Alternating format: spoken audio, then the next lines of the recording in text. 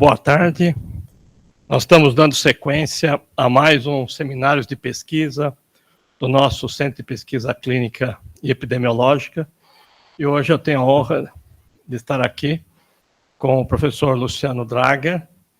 O Luciano, ele foi nosso médico residente, trabalhou com a gente aqui no ELSA desde o início, e ele desenvolve uma linha de pesquisa bastante, vocês vão ver, o termo é fecunda, né, sobre todos os distúrbios do sono e o binômio saúde e doença. E eu pedi para que ele fizesse para nós, né, do ELSA e de outros, um sumário de tantas pesquisas que já foram publicadas, né, sobre sono, utilizando os dados do ELSA. Então, que seria importante para nós aqui termos, né, um sumário, né, uma súmula de tudo que a gente já sabe, né, vindo do nosso próprio estudo. Luciano, por favor.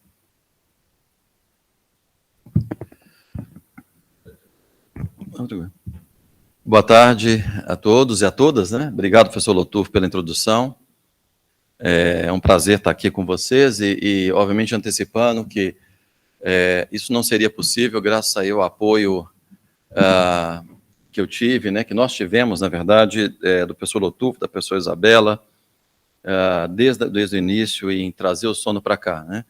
Eu me lembro muito bem que eu estava voltando dos Estados Unidos, depois de passar 2 anos no pós-doutorado, com as caixas todas empacotadas no apartamento, na casa da minha sogra, aquela bagunça pós voltar de 2 anos, o Tufo sabe bem o que estou falando, e eu recebo um telefonema do Lotufo perguntando: o que você está fazendo? Eu falei: estou pronto para trabalhar. Foi quando ele fez o convite, então, para que a gente trouxesse finalmente, né, o sono para o ELSA, e o sono de forma objetiva, análises objetivas, claro, confrontando também com a subjetividade nesse cenário. Então, sem dúvida nenhuma, eu agradeço muito o apoio, isso não seria possível. Então, vou compartilhar aqui. A ideia, obviamente, não é fazer um detalhamento de tudo, é fazer um en passant. Já tem muita coisa a apresentar, eu vou tentar ser breve. E a ideia é falar um pouco das contribuições dessa avaliação objetiva do sono no ELSA Brasil, e eu vou discorrer por que essa palavra objetiva, né? Nós estamos num mundo cada vez mais de métricas mensuráveis, né? Os smartwatches hoje estão detectando sono, estão quantificando, estão dando cada vez mais. Então, a gente está realmente tentando, muito preocupado com a questão cada vez mais de evitar, sempre que possível, obviamente, não demonizando a subjetividade, porém, para vários conceitos nós precisamos cada vez mais ter dados nesse aspecto. Essa é uma publicação onde tudo começou, né? Em 2002, eu estava terminando a residência de cardiologia, terminei em janeiro de 2003, tudo bem? E na residência eu já tive a oportunidade de discutir um caso clínico de apneia. Fui introduzido à apneia do sono naquele momento, né, na residência de clínica médica. Isso aqui é uma revisão no Arquivos Brasileiros de Cardiologia, em 2002, onde está aqui, ó, o nome da professora Isabela. E já naquele momento, a gente tentando fazer uma revisão da apneia do sono em relação com a hipertensão. E eu lembro muito, muito bem que, naquela ocasião, o revisor foi extremamente, assim, reticente. Mas isso tem relação ou não? Então, nós estamos falando de 21 anos, né? Eu já estou caminhando um pouco aí nesse cenário. Obviamente, eu não preciso falar com vocês o que é o ELSA, né? Eu não vou falar qual que é o objetivo, vocês já conhecem de cor e salteado, está aqui descrito, mas eu vou falar um pouquinho do sono, que foi introduzido, então, especificamente o sono. Tem perguntas do sono no ELSA, é bem importante dizer isso, né? Mas, especificamente, essa avaliação que eu vou mencionar no slide seguinte, ele é feita de uma forma... em São Paulo, a gente tentou até colocar também no centro de Belo Horizonte. Eu fui para Belo Horizonte, inclusive, para conversar com o professor o Tom Ribeiro, né, com a Luciana, que é a moça do sono lá, mas, infelizmente, por questões logísticas, tivemos dificuldade. Então, por enquanto, nós temos a avaliação objetiva do sono no centro de São Paulo. Isso foi fruto de um projeto jovem pesquisador da FAPESP, também muita luta, né? O revisor falou comigo assim, basicamente, sem dar nome, que eu também não conheço: não tem nada de novo no projeto seu, e recusado repetidamente. Os outros 2 projeto inovador, etc, etc. E a gente, felizmente, a gente tem que ser persistente, porque desse jovem pesquisador, acho que eu já publiquei 50 papers derivados desse projeto que o revisor falou que não tinha nada de novo.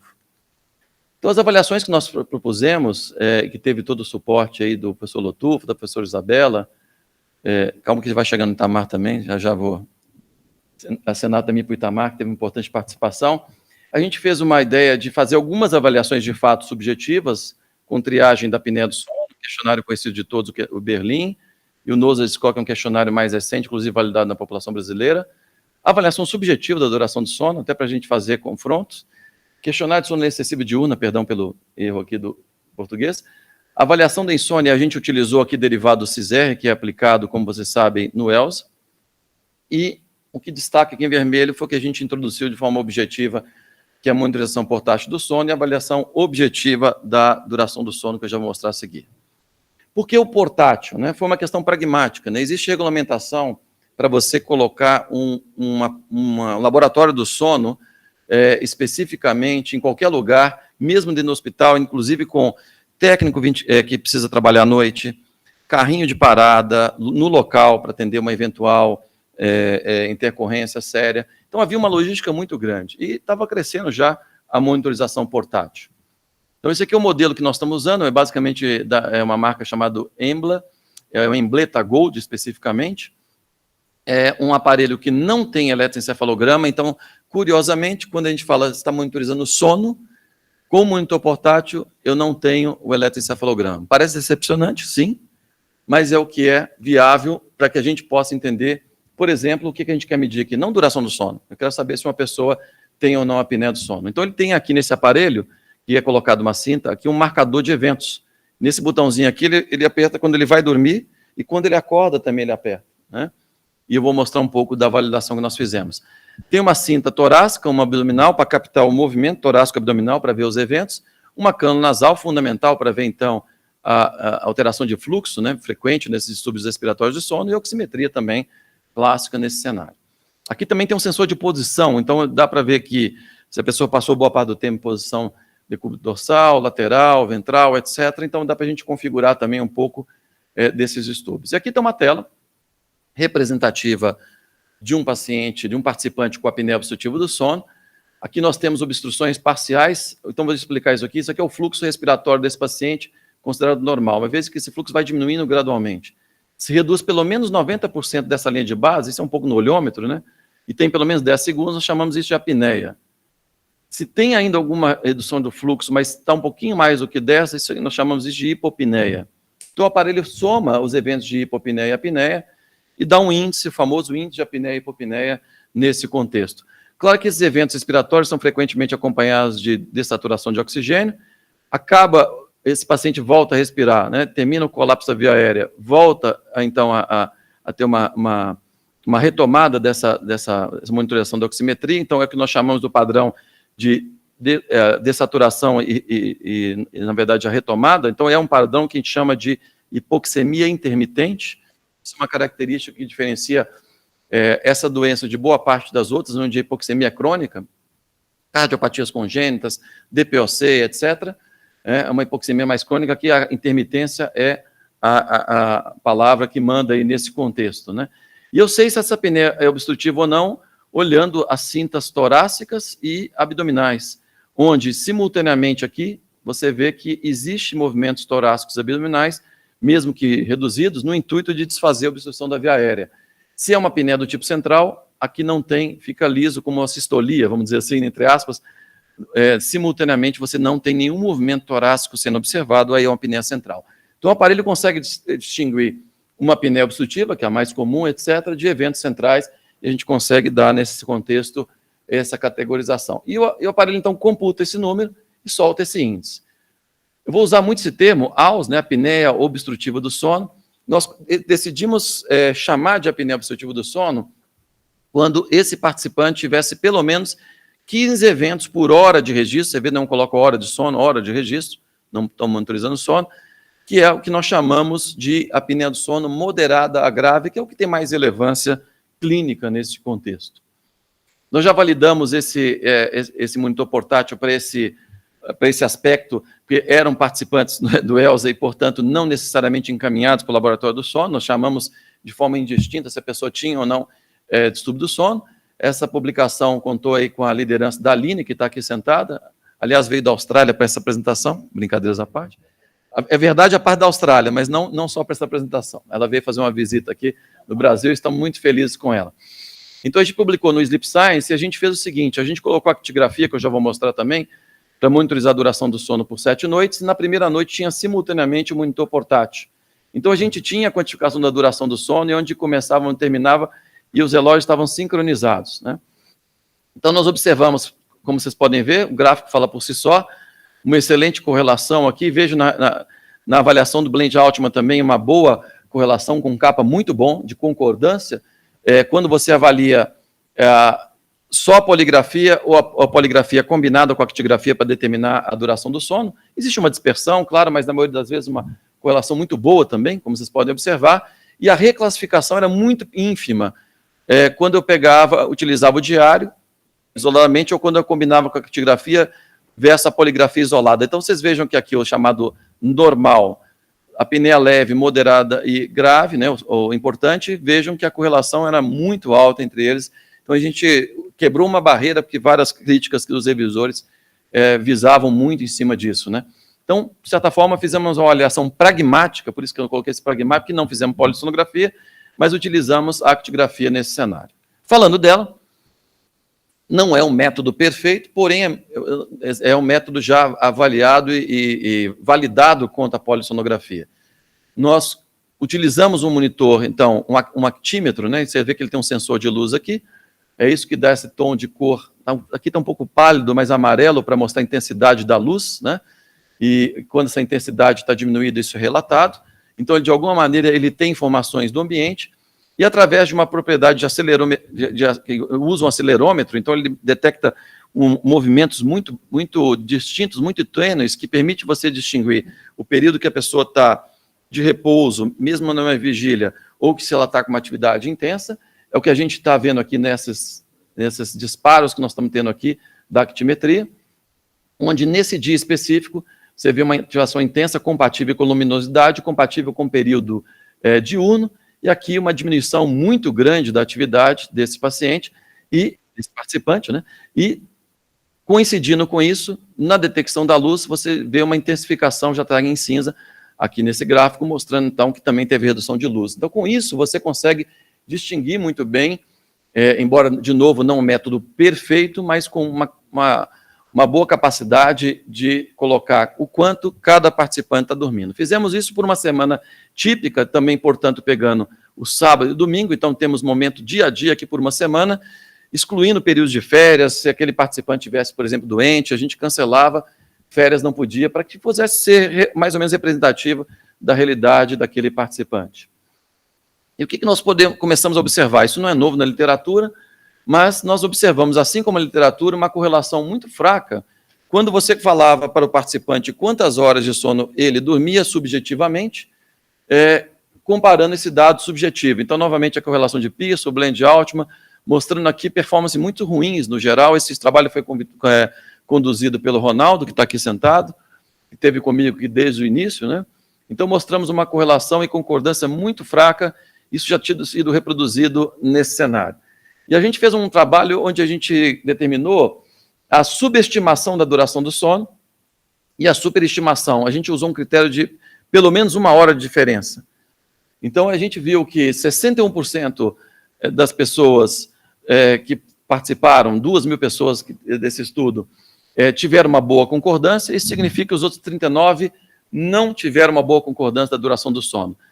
Quem que costumava acertar, ou seja, a duração do sono objetiva era próxima da objetiva em menos de 1 hora. Geralmente eram pessoas casadas, que tinham maior nível educacional e que tinham uma eficiência do sono maior, avaliado pela parâmetros da actigrafia. E quem discordava? Os outros 39, 19 subestimavam em pelo menos 1 hora e outros que superestimavam, achavam que dormia muito mais do que na realidade acontecia isso em 20%. A autodescrição da etnia foi um fator preditor, sonolência excessiva diurna também, fragmentação do sono e a presença de insônia, no caso específico, para a subestimação da duração do sono. Trazendo isso de uma forma prática, a gente estudou a reclassificação. Então, por exemplo, nós usamos muito o critério do que você chama um curto dormidor. Então, a gente usa, a literatura usa, em geral, existem várias classificações, mas essa aqui é muito aceita. Quem dorme menos do que 6 horas, habitualmente é um curto dormidor. A maior parte dessas pessoas estão privadas do sono. O sono referência em adultos é mais ou menos entre 6 a 8 horas, e a gente chamou aqui de longo dormidor, quem na média tinha pelo menos 8 horas de sono. Isso na média. E veja que quando a gente compara a duração da actigrafia, objetivo, versus cruzando com a subjetividade, a reclassificação era muito alta. Então, o que a gente chamava de curto dormidor na subjetividade, batia com a objetividade em 41%. O restante era reclassificado nos outros. Então, a ponto que nós tínhamos quase 3% das pessoas que relatavam que dormiam menos que 6 horas e na actigrafia estava dormindo 8 horas ou mais, né? Ou seja, em outras palavras, tinha uma má percepção. O outro lado foi pior ainda. As pessoas que falavam que dormiam mais do que 8 horas subjetivamente, só 12% confirmaram com a actigrafia, foram reclassificadas, a maior parte na duração de sono tradicional. E curioso, o outro lado da moeda, 13, quase 14% dos participantes que relatavam ser longo dormidores na objetividade, na actigrafia, curto dormidores. Então, existe realmente uma má percepção, e eu já mostrei para vocês os preditores dessa má percepção do sono, mostrando realmente que isso é relativamente comum e que coloca um pouco em questão, embora seja muito fácil, obviamente, e zero custoso, né, a questão da validade de você utilizar o sono de forma subjetiva. E um outro dado interessante também é o seguinte, quando eu comecei a fazer a ideia nossa aí na discussão com o Geraldo Lorenzi, com o Lotufo, com a Isabela, com vários experts na área, o que a gente notava? As pessoas usavam habitualmente nos estudos, inclusive epidemiológicos, compartimentos distintos para falar de apneia, de privação de sono, curto dormidores, longo dormidores, insônia, outros que eu não estou estudando aqui, narcolepsia, alguns estudos de ritmo circadiano, estudo de movimento, parassonias, os mais variados distúrbios do sono, né? Então, habitualmente, as pessoas, as coaches, avaliam um ou outro isoladamente, né? E a gente estava já querendo inovar um pouco, até para trazer um pouco de novidade, e naquela ocasião, há mais de 10 anos, então, já estava pensando em interações, quebrar um pouco essa barreira, porque a gente sabia que pacientes com apneia podiam também estar mais privados de sono, longo dormidores também poderiam ter isso, então a gente estava realmente preocupado em não só estudar mais uma coorte de apneia, ou só de duração do sono, mas começar a trabalhar interações, eu vou mostrar algumas coisas nesse sentido. Essa é uma das primeiras publicações do Chess, que eu vou voltar nela para falar da parte de associações, mas para mostrar que a coexistência é muito comum, né? A coexistência de apneia obstrutiva do sono, ISD aqui é curta duração, short sleep duration, né? Sono curto, são comuns. Então, de 2.000 participantes que nós tivemos essa avaliação do sono, 51% não tinha nenhuma dessas condições, né? 22% tinha apneia do sono somente, entre aspas, né? Ou seja, com duração do sono dentro do habitual. Menor que 6, aqui tem 16% tinha duração do sono menor que 6 horas, mas não tinha apneia, e 11% dos participantes tinham apneia do sono e tinham o relato objetivo, né, da actigrafia de duração menor do que 6 horas. E o que quando a gente plotou a duração objetiva do sono, categoricamente, como vocês estão vendo aqui no eixo X, o que nós observamos? Em azul, a população, a amostra total, e aqui estratificado pela presença ou não da apneia do sono, o que nós observamos que, primeiro, uma importante mensagem, a maior parte dos adultos no ELSA, Brasil, Centro de São Paulo, estão dormindo entre 6 e 7 horas de forma objetiva. Então, 40% da amostra estava dormindo nisso, né? E o que nós, nesse contexto? O que a gente observou? Em geral, pacientes com apneia têm uma menor duração do sono em relação aos pacientes, aos participantes sem apneia do sono.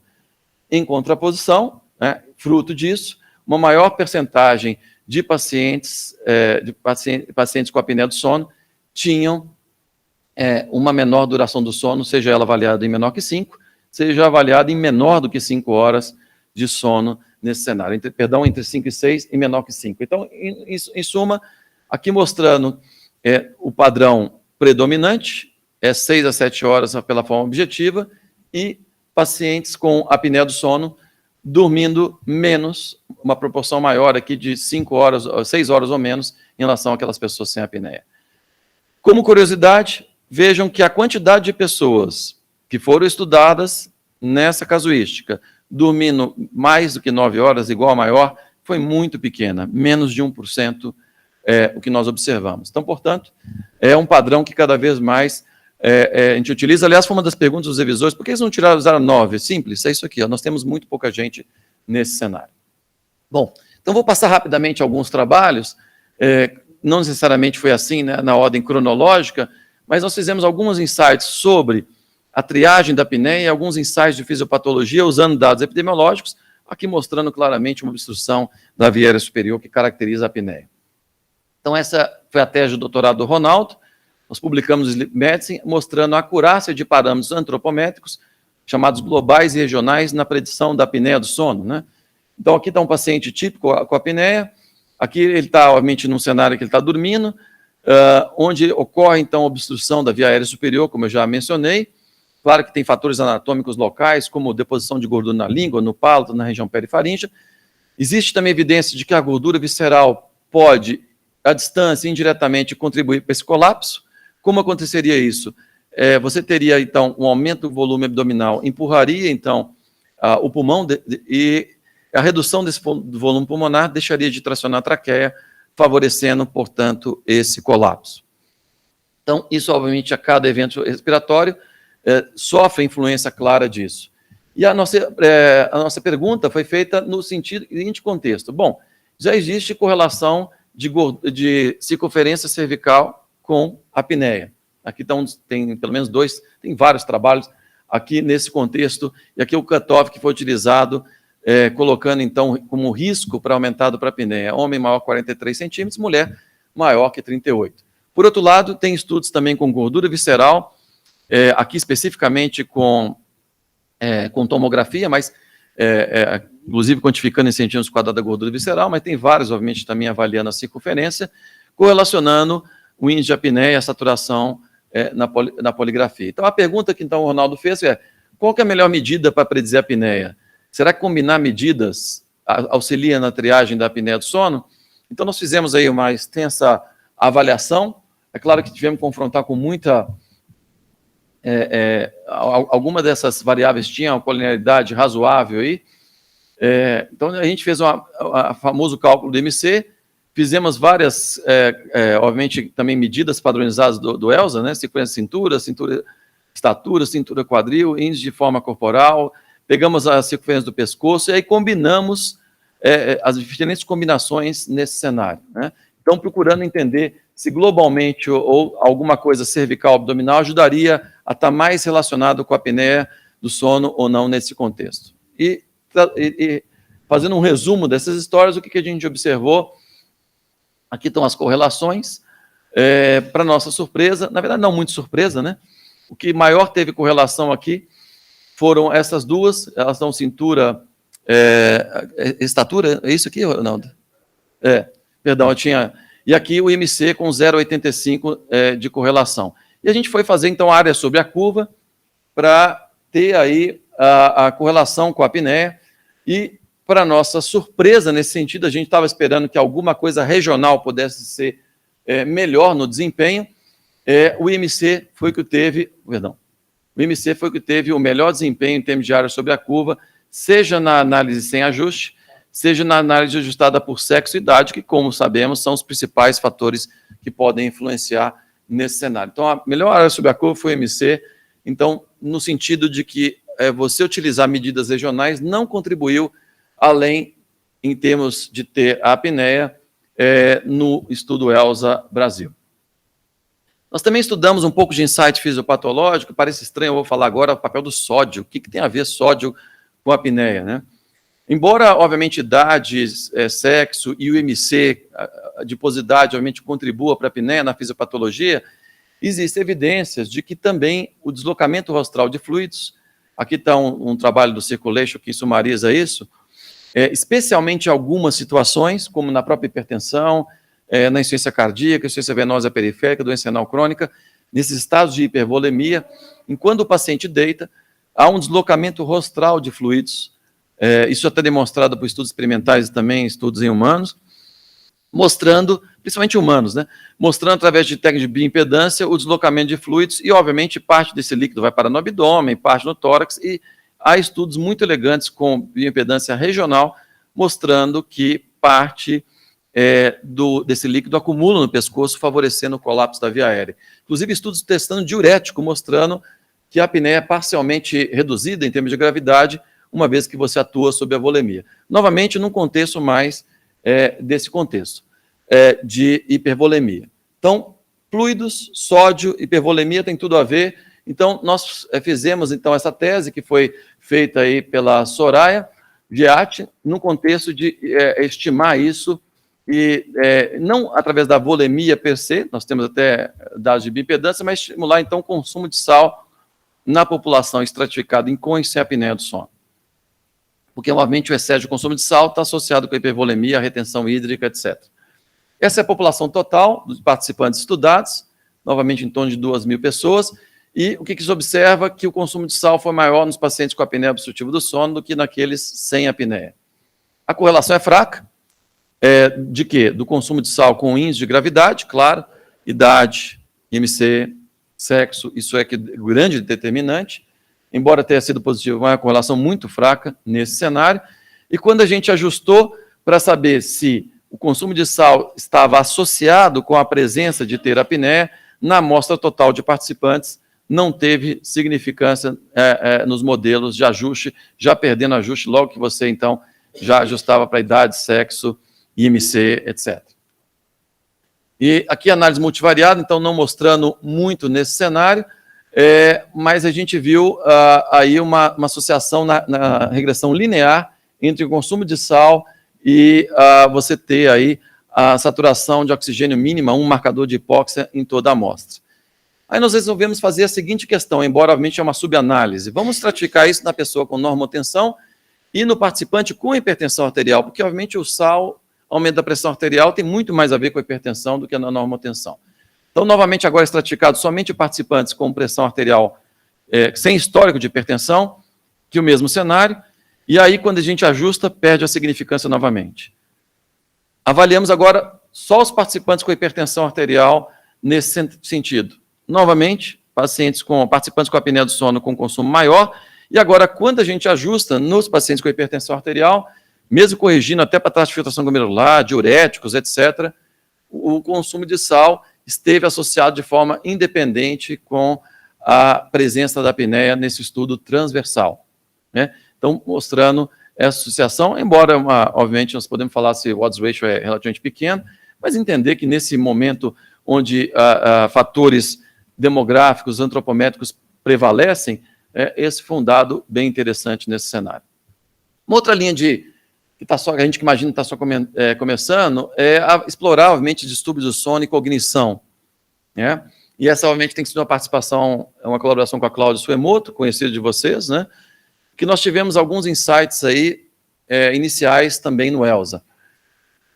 Está bem claro para nós que um dos fatores que pode levar a prejuízo cognitivo e demência é um sono de má qualidade.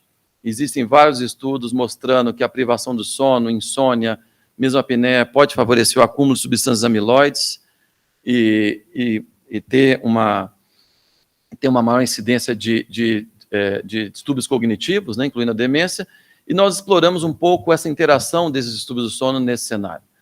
Para isso, nesse estudo específico no ELSA, nós pegamos pessoas com pelo menos 55 anos, para sensibilizar um pouco a questão de distúrbio de cognição. A idade média nesse estudo era 62 anos desses participantes, foram 700.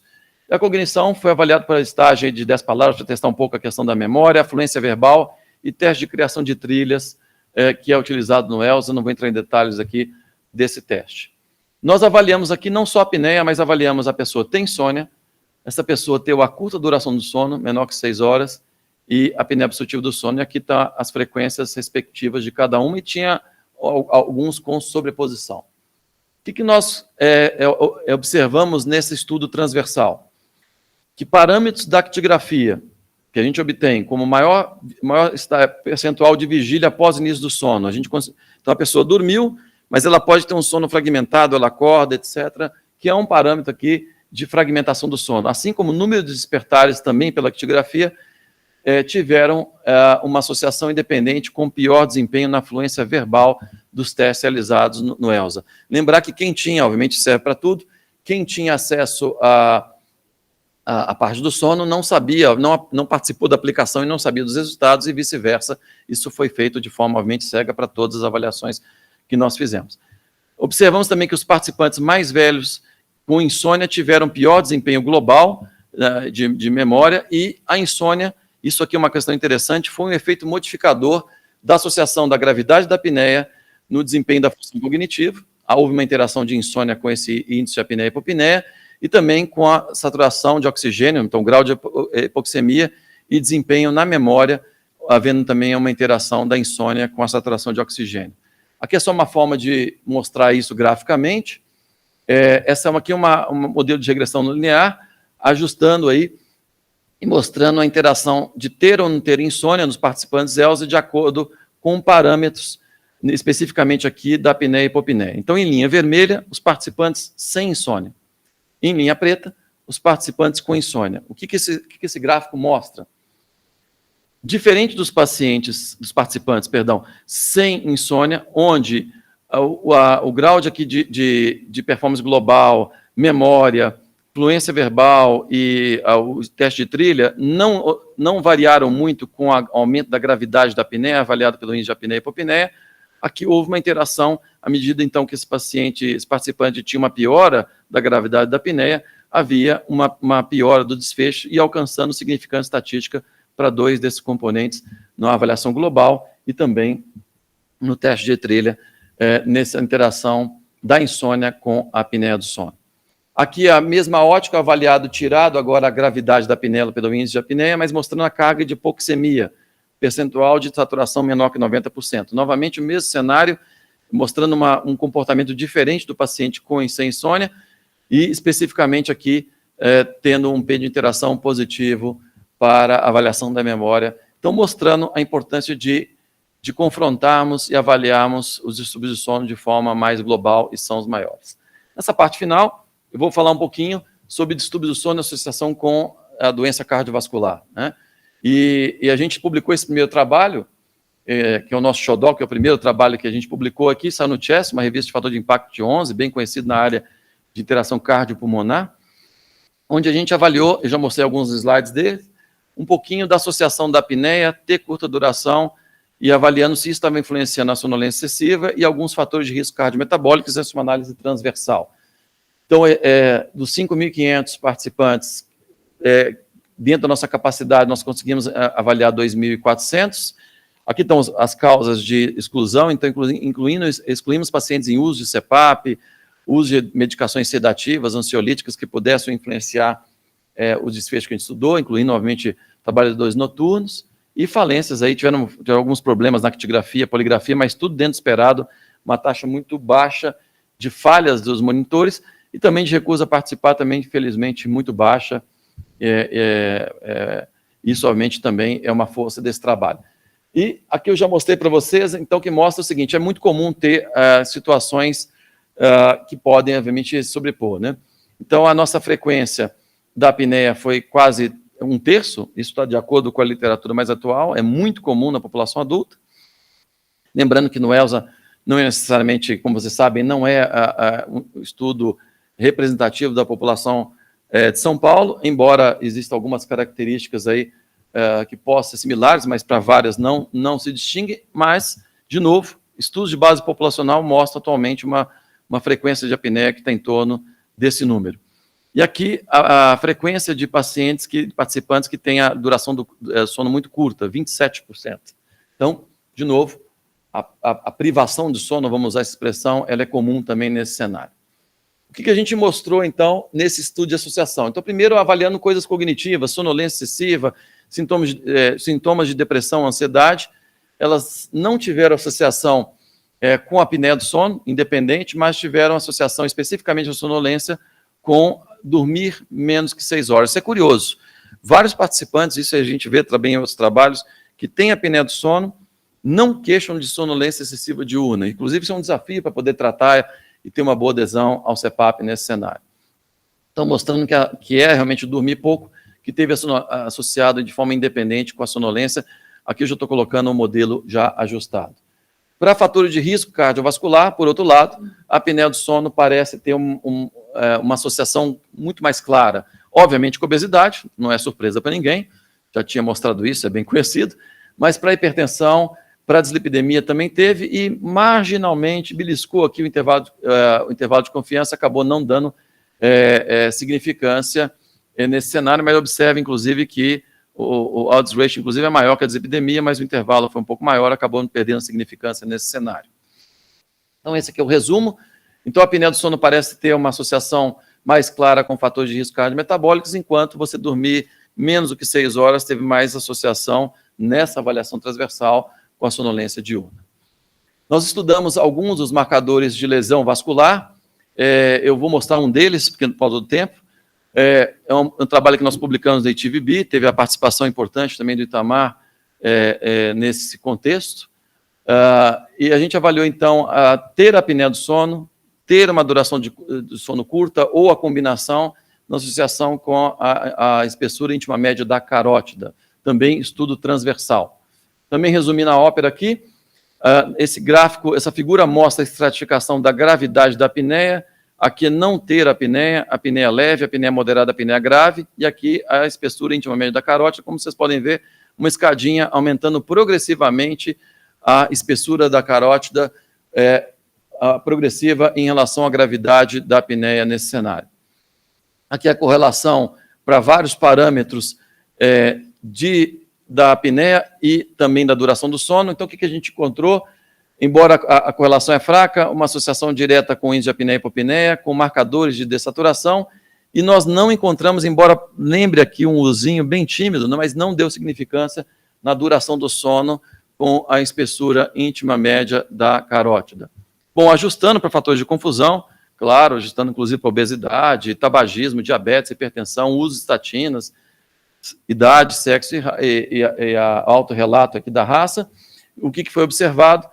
Todas as gravidades da apneia, já começando na apneia leve, moderada e importante, permaneceram significativamente associadas com o IMT nessa análise. E fizemos também uma análise de interação, para tentar mostrar o que está por trás. Obviamente, estudo transversal, então, nessas análises de mediação, falei interação na mediação, tem que ter todo um cuidado, porque não dá para falar, obviamente, de causalidade, mas é usado em estudos transversais também, né? Então, nós mostramos que, embora existia relação direta do IH, do índice de apneia, com o aumento da espessura íntima média, foi observado também uma associação indireta via proteína C reativa e também, no caso, os triglicérides, uma mediação também positiva nesse cenário. Esse é o graphic abstract do paper. Obviamente, a gente até procurou, o revisor pediu para colocar dessa maneira, mas a gente fala de efeito indireto, na verdade, no estudo transversal não podemos ficar falando isso, mas a ideia é que, claro, você tem a hipóxia, a fragmentação do sono, etc., que vai levar à disfunção endotelial, estresse oxidativo, etc., mas isso também pode ser mediado pelo aumento da inflamação e por dislipidemia, já evidenciada por vários estudos, isso pode, de alguma maneira, contribuir para a espessura íntima média da carótida. Indo para o lado da hipertensão, claro que é um capítulo especial da nossa parte, né? Já mostrei alguns dados lá do estudo CHEST com associação com a hipertensão, já estou na fase final da apresentação. Esse é um estudo que a gente avaliou, é a tese de mestrado da Aline, onde avaliamos alguns distúrbios do sono e a adesão medicamentosa ao tratamento antihipertensivo nos participantes do ELSA, né? Para isso, nós selecionamos participantes do ELSA aqui de São Paulo, que fizeram essa avaliação do sono que eu já mencionei, e tinham história de hipertensão e tomavam pelo menos um antihipertensivo para a gente analisar a adesão. Por mais que, obviamente, tenha críticas, né? Esse é o questionário de 4 itens do Morsk Green, tem críticas, aliás, não existe método perfeito para avaliar a adesão, me conte um, que eu não sei até hoje. Dosar no sangue e na urina, por enquanto, é só pesquisa, caríssimo, não é reprodutível, a gente não tem isso ainda. Então, é o critério que vocês sabem. Perguntas muito pragmáticas, você tem, às vezes tem problema para se lembrar de tomar medicação, você às vezes se descuida do horário de tomar seus medicamentos, quando você está se sentindo melhor, você às vezes para de tomar os medicamentos, é muito comum no paciente com hipertensão. Às vezes, se você se sente pior ao tomar medicação, você para de tomá-la. E aqui está a pontuação: 0 a 1 uma adesão, 2 a 3 adesão regular e 4 boa adesão. Então, a gente pontuou aqui nesse trabalho, para facilitar a análise, compilamos a má adesão com adesão irregular, avaliada pelo Morsky Green de 4 pontos, tudo que tivesse aí menos do que 4. Né? Ou seja, pegamos o paciente, ou a participante com boa adesão, somente aquele que pontuou subjetivamente nesse cenário. O que nós observamos? 62% desta amostra tinham relatos de adesão irregular ou má adesão ao tratamento antihipertensivo. Não estou aqui falando dos outros tratamentos, era focado nisso. Bom, tem várias tabelas, mas eu vou mostrar para vocês assim, o que a gente observou. Não houve diferença aqui na pressão arterial do participante que relatava boa adesão com adesão irregular ou má adesão, mas nós notamos que havia, sim, uma maior taxa de pressão arterial descontrolada sistólica compatível, né, naquele grupo que reportava ter adesão regular ou uma adesão ao tratamento. Quando nós procuramos caracterizar, então, aqueles participantes com boa adesão versus regular ou má, além das várias características, e fizemos análise de regressão, o que aconteceu? Perdão, estava alguma coisa de configuração, porque eu tinha conferido o slide e estava certinho. Mas, enfim, o autorrelato de raça, diferente do autorrelato de raça branca, foi associado com adesão regular ou má adesão. A sonolência excessiva diurna, perdão, está fora do esquadro aqui, esteve associada, e o fato de não é casado, atividade física vigorosa, havia uma tendência nesse cenário, mas a renda mensal significante nesse cenário. Então, também aqui o lado socioeconômico prevalecendo na adesão, e isso já era mais ou menos definido na literatura. O que foi novo na literatura é mostrar que a sonolência excessiva diurna estava associada com adesão irregular ou má adesão, e nós não encontramos que isso foi verdade para a apneia, para dormir pouco ou para a presença da insônia. Quando nós avaliamos... Então, tá bom. Então, a sonolência está associada com uma adesão terapêutica ao tratamento antihipertensivo, que talvez justifique, em parte, aí, a importância da hipertensão na morbidade e mortalidade cardiovascular. Mas o que está por trás dessa sonolência? E nós avaliamos quais são os preditores, e, para nossa surpresa, nem a apneia, nem a curta duração, nem insônia, sexo, nada, o que deu foi a obesidade abdominal, né, medida de forma, obviamente, não objetiva, mas pela circunferência teve associada, né?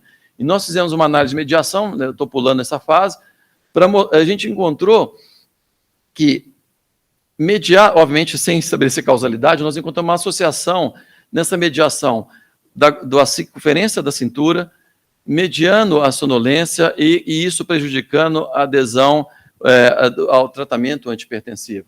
Como é que eu explico isso, né? Nós sabemos que o tecido visceral adiposo, ele é muito rico, né? É um tecido muito ativo, mais do que só estoque, e produz muitas citocinas inflamatórias.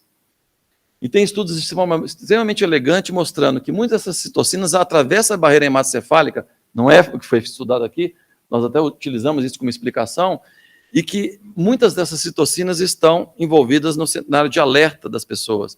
Então, muitas vezes, independente da apneia, essa gordura visceral pode, indiretamente, pelo processo inflamatório, contribuir também para o estado de vigília desse participante.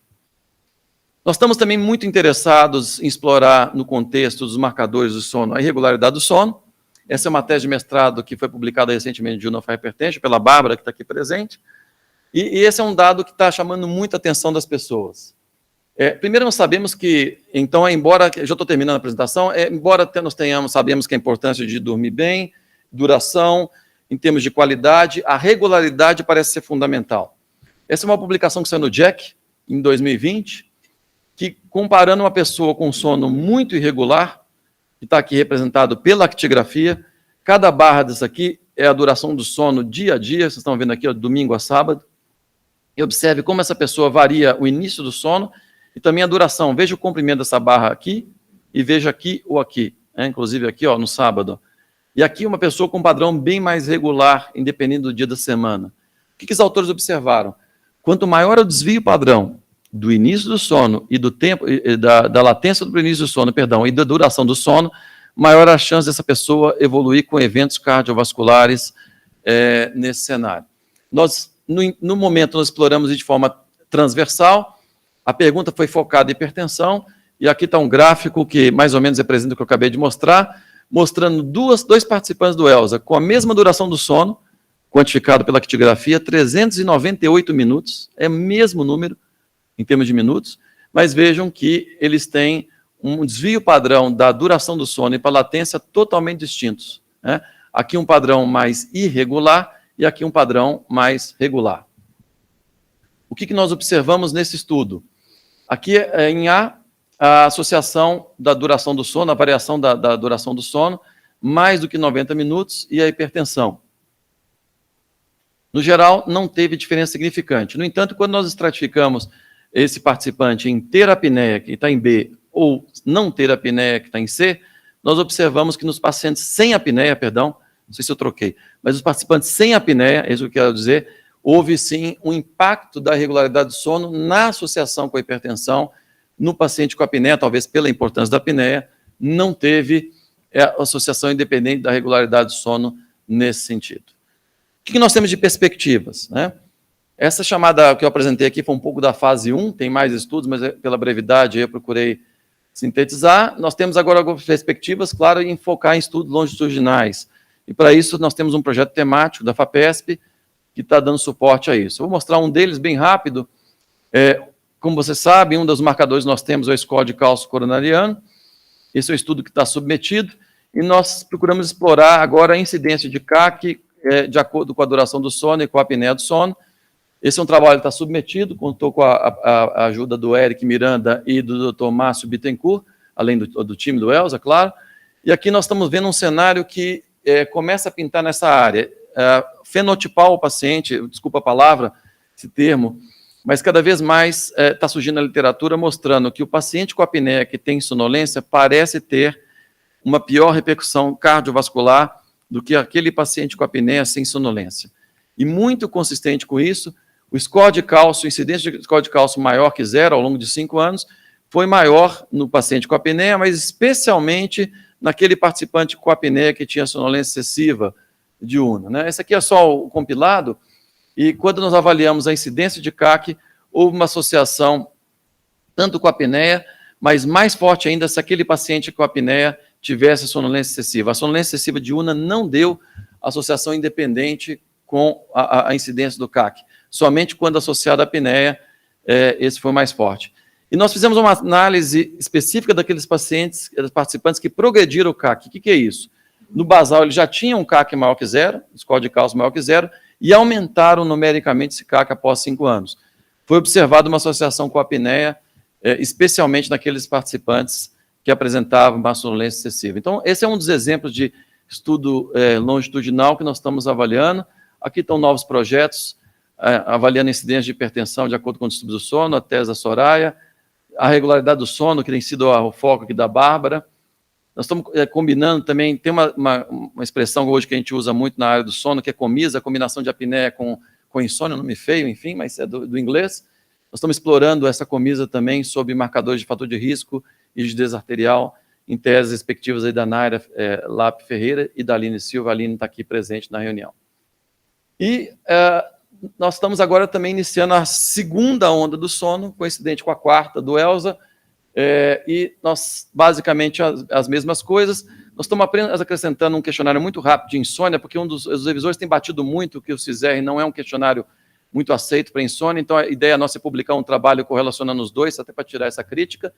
Nós estamos avaliando agora, também muito rápido, o cronotipo do paciente, é vespertino, é matutino, tem várias linhas de pesquisa muito interessantes, e repetindo as monitorizações que nós tivemos, até para avaliar a progressão desses distúrbios do sono na população do ELSA. Queria agradecer, obviamente, ao professor Lotufa, a professora Isabela, ao professor Itamar, que realmente foram essenciais para dar suporte. Isabela, antes de você chegar, eu mostrei o trabalho de 2002, na nossa revisão no Arquivos Brasileiros de Cardiologia, e que você teve um papel fundamental em despertar o sono em mim, né? professor Geraldo, certamente outra pessoa super importante na minha carreira. A Cláudia, que tem me ajudado muito em cognição, aliás, fiquei sabendo fiquei sabendo outro dia, né, que ela está colocando agora a avaliação também de imagem nessa onda, que é o temático da Alê. Então, Alê, seu nome não está aqui, mas, obviamente, a gente está fazendo a segunda fase do sono, coincidindo, acho que vai ser uma janela de oportunidade tremenda.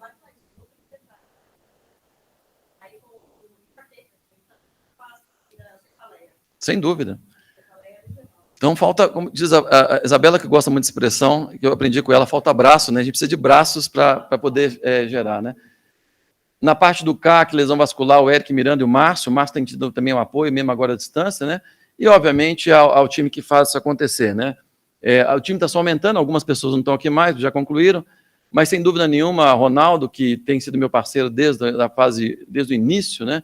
O Wagner, que já concluiu o doutorado, a Soraya, que acabou de concluir o mestrado, está no doutorado agora comigo, a Bárbara tem sido também uma grande parceira, também começando o doutorado, fez mestrado comigo, a Aline, que agora está na Austrália, né, completou o mestrado, a Silvana, que está completando agora o doutorado, vai depender mês que vem, a Lorena Cunha e também os novos alunos que estão entrando, eu já mencionei algumas delas, a Naira e a Aline, e, sem dúvida nenhuma, o apoio das agências de fomento para que essas pesquisas pudessem crescer e, obviamente, cada vez mais tentando ter mais relevância nas publicações e trazer contribuições ao estudo ELSA, que a gente, obviamente, de fato, tem muita honra de poder fazer parte desse estudo. Muito obrigado.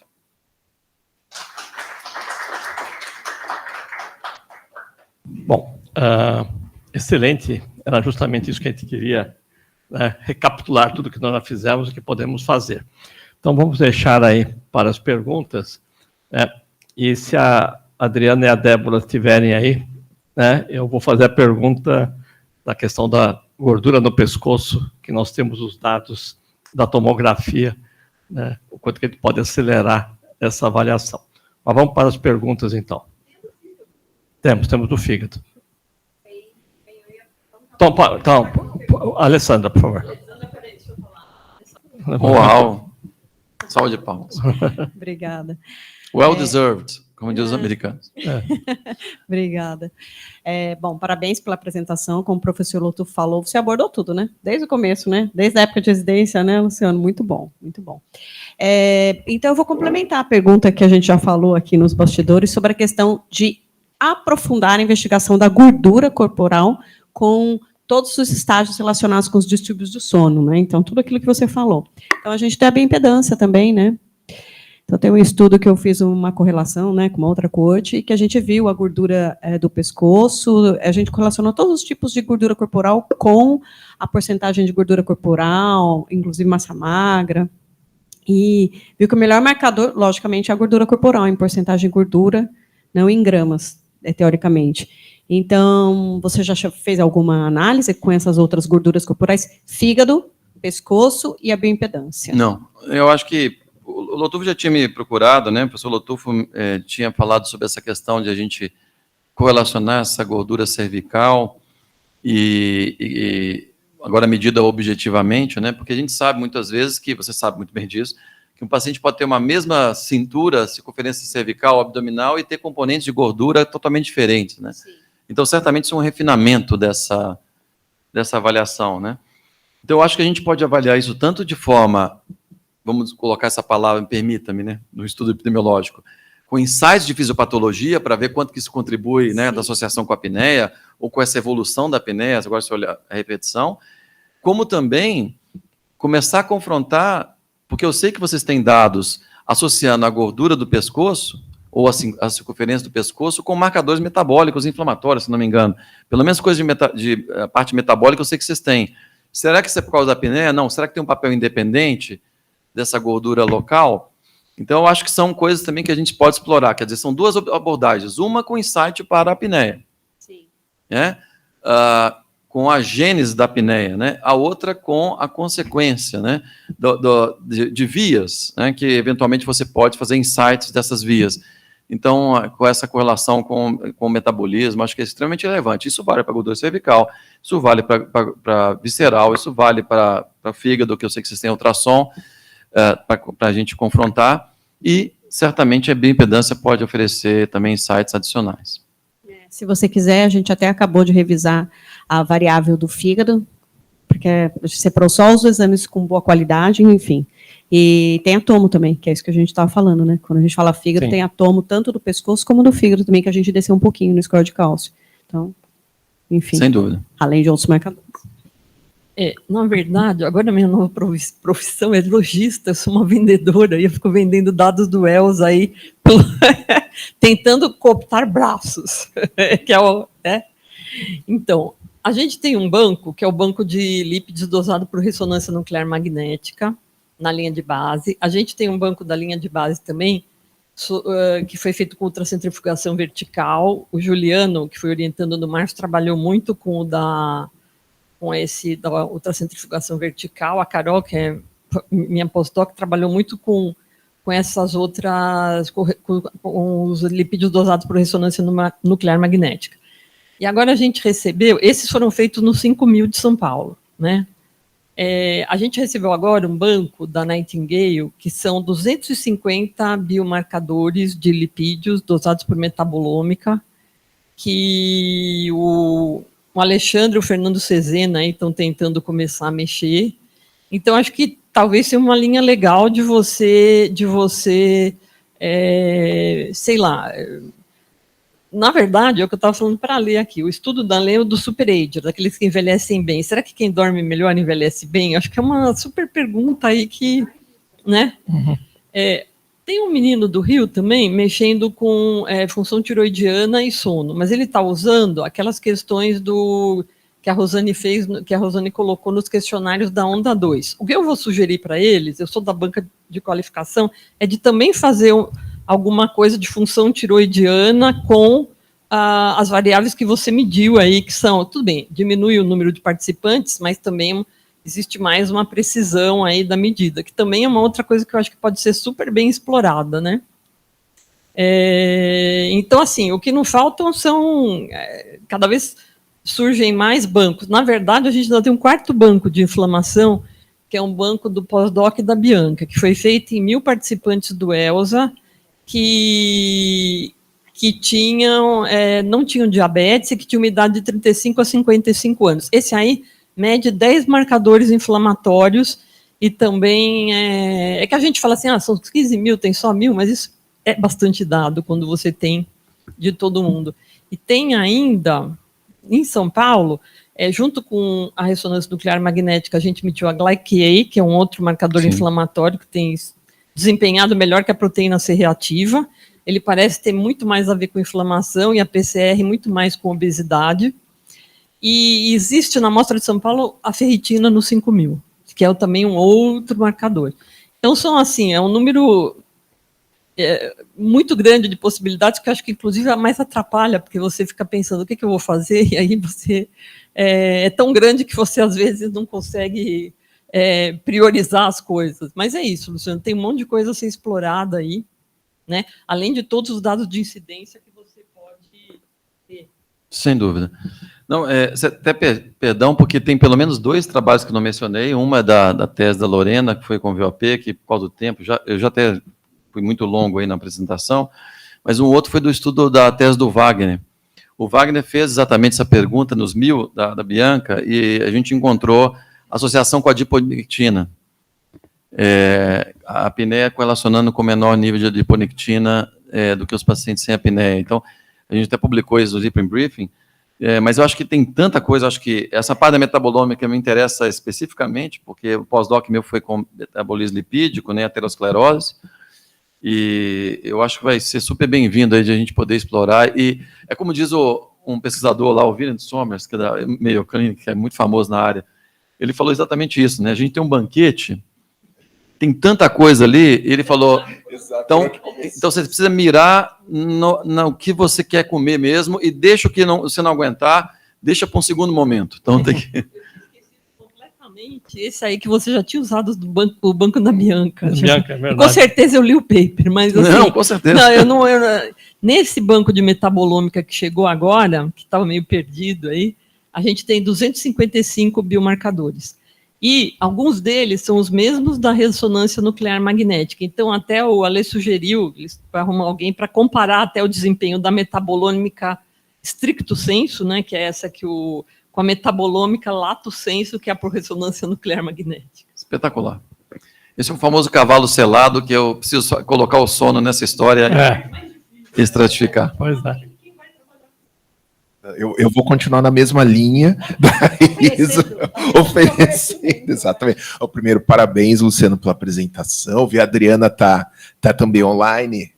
Professor, um pouquinho que eu vou falar é o trabalho dela também. Em breve a gente já deve ter. A gente já tem o IMT longitudinal, né? Então a gente tem a medida de IMT na onda 3. Então a gente já pode usar para fazer o estudo longitudinal. E a Adriana, que está ali acompanhando também a apresentação, ela está responsável pela leitura das placas de carótida da onda 3. Então, em breve também a gente deve ter a avaliação.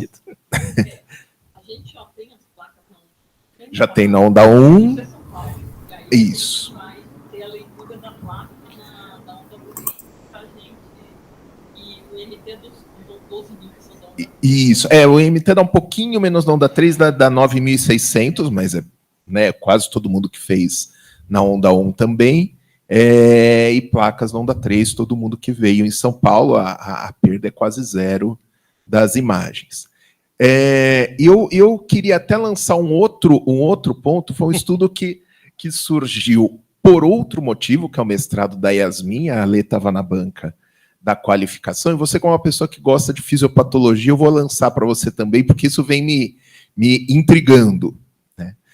O mestrado da Yasmin, ela estuda a variabilidade do IMT intraciclo, né? Então, ela vê as medidas a cada, do vídeo do IMT, então tem 3 ou mais ciclos ali no vídeo, ela vê o quanto varia. A ideia inicial era ser um trabalho mais voltado para mostrar que era importante fazer o vídeo, em vez de só fazer a medida.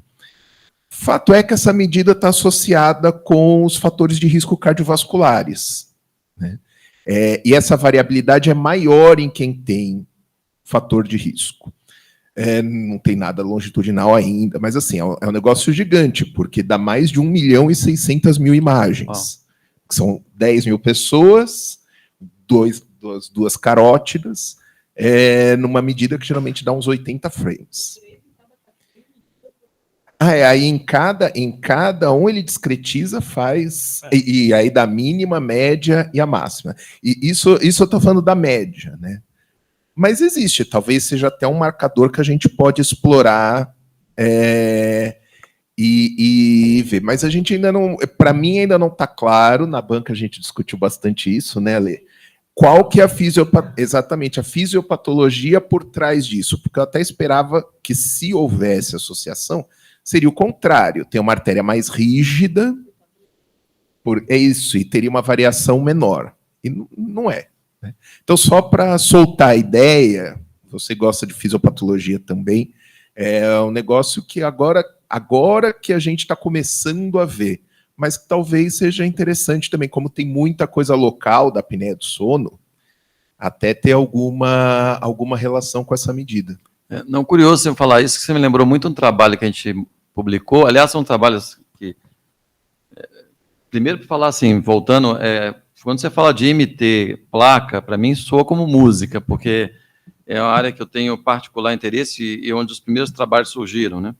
Mas você me lembrou muito esse comentário seu com um dado que a gente tem, que os pacientes com apneia mais grave, mesmo na ausência de placa, né, embora eles tenham um IMT maior, eles têm um diâmetro da carótida maior, como se fosse um remodelamento já meio precoce, mesmo não tendo placa.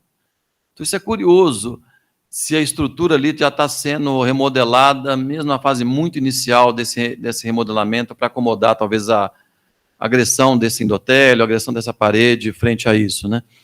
Não sei até que ponto isso pode bater com o dado que você tem observado, mas talvez para mostrar a heterogeneidade desse processo, né, e de adaptações já muito precoces, né, e que fazem que, momento a momento, mesmo o local da placa, pode variar muito isso, né? Deve ter alguma relação, que a gente até ajustou. Tá, Itamar, não, é o seguinte, deixa eu deixar a Adriana falar lá. Adri.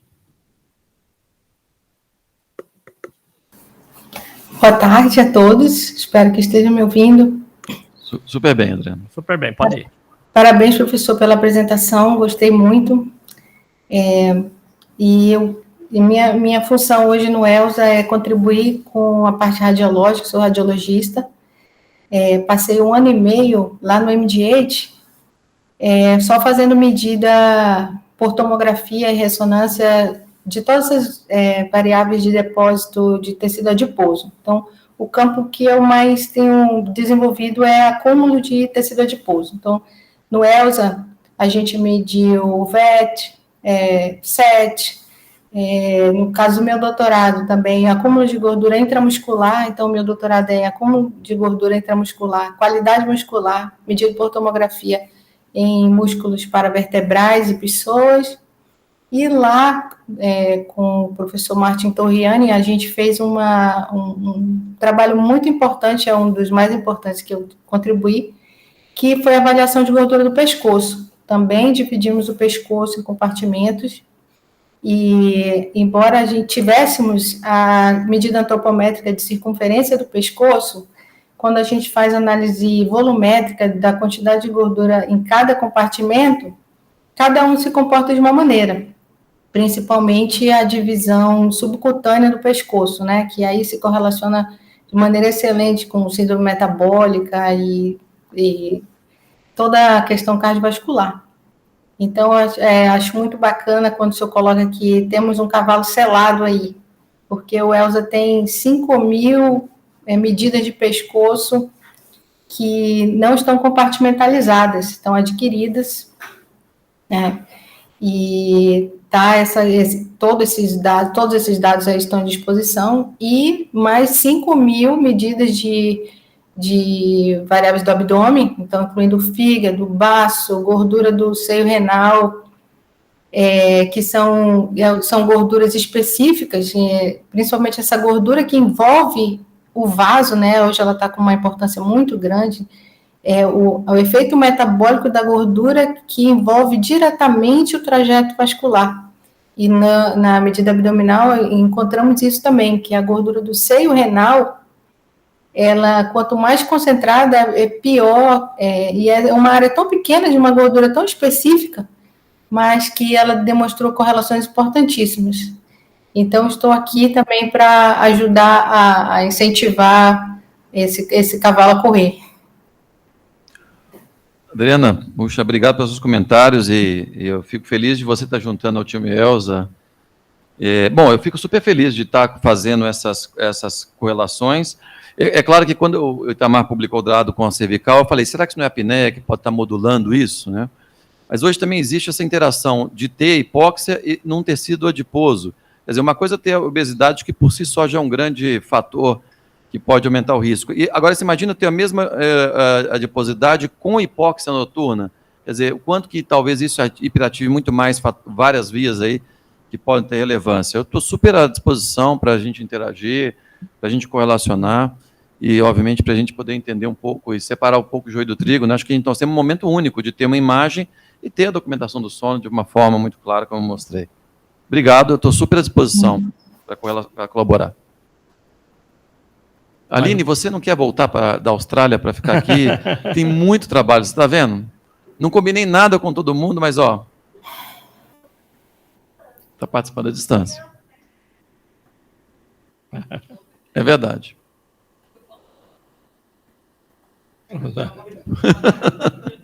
Milena, algum comentário? A nossa fonoaudióloga, especialista em deglutição.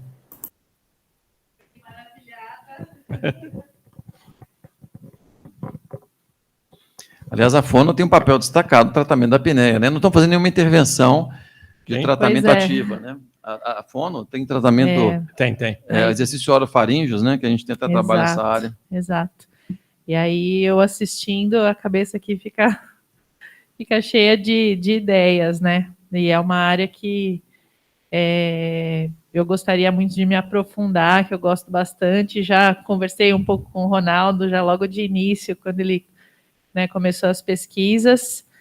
Acho que ainda não chegou o momento, mas gosto de participar, de saber e e de saber que, né, tem os pesquisadores aí sempre recebendo novos membros. Portas abertas. Obrigada. Milena, você sabe que eu sou bom de predição, né? Eu acho que a sua tese vai ser ótima, viu? Quando você fizer. E ó, eu não fica esperando o momento certo, não, viu? Não pode pensar muito.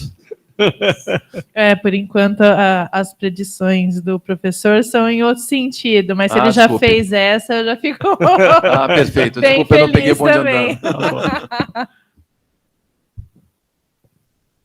Bom, gente, olha, Luciano, foi muito legal isso daí, né? Então, isso aí vai ficar no site do Elza, né? Vai ficar presente. Eu acho que está na hora de a gente até trazer mais gente, né? Essa é uma grande discussão que nós temos hoje aqui dentro da universidade, que o que existe de informação já colhida em toda a universidade, né? Não só no Elza, é muito grande, e que nós precisamos ter uma revisão da questão da formação de quadros na questão da pós-graduação. A pós-graduação, como está, é uma coisa que não atende à necessidade daquilo que a gente já tem, né? Então, esse é um debate que nós estamos fazendo aqui. Esse é um grande exemplo, né? Assim, o que surgiu aqui de teses, né? E artigos que vão poder serem feitos no próximo momento. De todas, né? Contas. Porque uma coisa que o Ministério sempre cobrou da gente era assim: o Elza pesquisa, óbvio, mas vocês têm que formar quadros de pesquisa para o Brasil, né? E então, essa é uma tentativa. A Angelita está somando aí todos os estagiários, bolsistas CNPq, bolsistas Fiotec, bolsistas Fundep, até para a gente devolver para o Ministério que a gente realmente está cumprindo essa parte do acordo, né? Não é só dados, é formar quadros de pesquisa. Isa, passa para o Itamar. Então, Você quer falar a mim? Não. Então, agradeço muito, Luciano, foi excelente. E vamos fazer a propaganda da próxima reunião, que será no dia 8 de maio, né? A próxima segunda-feira será feriado, então, dia 8 de maio, o Itamar irá apresentar? Vou falar sobre a proposta de ensaio clínico de saúde cardiovascular na região ribeirinha da Amazônia. Tá bom. Então, Dri, para dizer que a Amazônia não está fora, está aí. O Tió não está aí hoje, né? Mas o Tió é coautor, né? Sim, o Tió, a Camila, a Thaís, que eu não sei se está... ali, a Thaís, acabou de falar. Também. Nossa. A Thaís está aí. Pois é. Então, nós estamos também, né? Então, dia 8, essa será uma apresentação que não é um estudo do Elza, mas que é extremamente importante e relevante, né, em termos epidemiológicos. Então, agradeço a todos e espero que daqui a 1, 2 anos a gente faça uma nova reunião com mais coisas ainda, né, nessa área. Obrigado a todos, gente.